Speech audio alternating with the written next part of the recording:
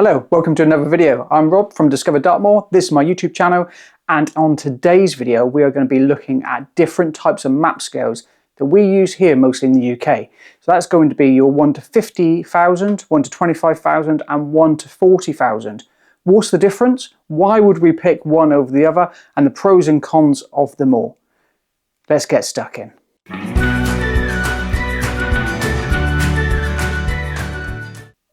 Okay, so the most confusing and difficult thing to understand of all of these map scales is what they actually mean. What do they refer to?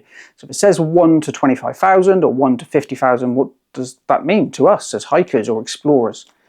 So the simple way to remember it is for every 1 millimeter I measure on the map will then give me on a 25,000 map 25 meters in the real world. On a 40,000 map it will give me 40 meters. And the 1 millimeter I measure on the 50,000 map will, you've guessed it, give me 50 meters. So in real life scenarios, if I want to measure the side of a wall that I need to follow to walk along, and it measures as 4 millimeters on my 1 to 25,000 map, that will mean it will give me 100 meters that I need to walk along the wall. The bigger the number, i.e. 1 to 50,000, the less detail the map has. The smaller number, the 1 to 25,000, the more detail. So depending on what you want to use, will then depend on what scale map. And that's what we're going to come on to next. Okay, pros and cons on each then, starting with the 1 to 25,000 map.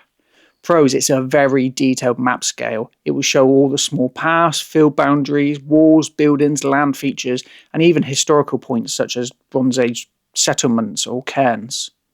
It is excellent for precise navigation, relocation or micro-navigation skills. That in turn also makes it excellent if you're using this in poor visibility or even at night. It's easy to interpret a terrain shape and contour details. Because of the extra detail in there, you're really going to be able to see the differences in those contours and therefore in the real world. Disadvantages though, it covers a smaller scale, so you may need to carry or change your maps more often. Can feel a little bit cluttered in complex terrain. There's quite a lot going on sometimes on the maps that can confuse a few people. And it is slower to use on longer legs, or if you're trying to plan your route across a large area, you may need to again change your map a few times in your map case to do so. 1 to 40,000, pros and cons. So it's a good balance between detail and coverage area. You get a little bit of both. It's less cluttered than the 1 to 25,000, but still show key points needed for accurate navigation. It's well suited for open moorland and flowing navigation. So if you've just got a large area and you just want to be able to sort of hit out on the day, then the 1 to 40,000 is a nice scale for that.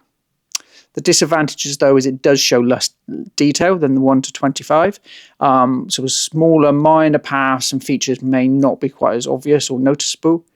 It does require more accurate distance estimation on the larger scale, and it's not widely available or standardized such as the 1 to 25,000 or the 1 to 50, so it only covers, using the Harvey map, certain national parks and certain areas of the country. It's not the complete country like the OS maps are.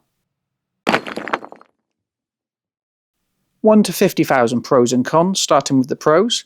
Covers a large area, it's ideal for overview planning and long routes. Cleaner map with less clutter, allowing for faster interpretation. There's not so much going on, which a lot of people do like.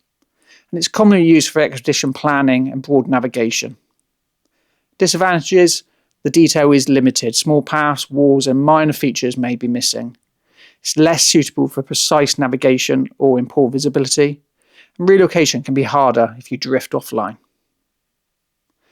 Overall, personally, I like to use the 1 to 25,000 and occasionally the 1 to 40,000. The 1 to 25,000 for me, who does most of my stuff on Dartmoor, is perfect for the amount of information I get, trying to find those small features and trying to do some really detailed micro navigation. I find this the most suitable map scale for me. And there we have it, understanding map scales. I hope you've enjoyed it and I hope you've learned something. If you want to join me on one of my navigation courses, then my website is just down there. So head along to that and sign yourself up. Other than that, if you've got any questions, then add them to the comments below and I'll try and answer those as best as I can.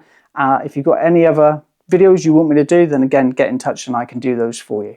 Don't forget to like and subscribe, and I'll see you on the next video. Cheers, bye.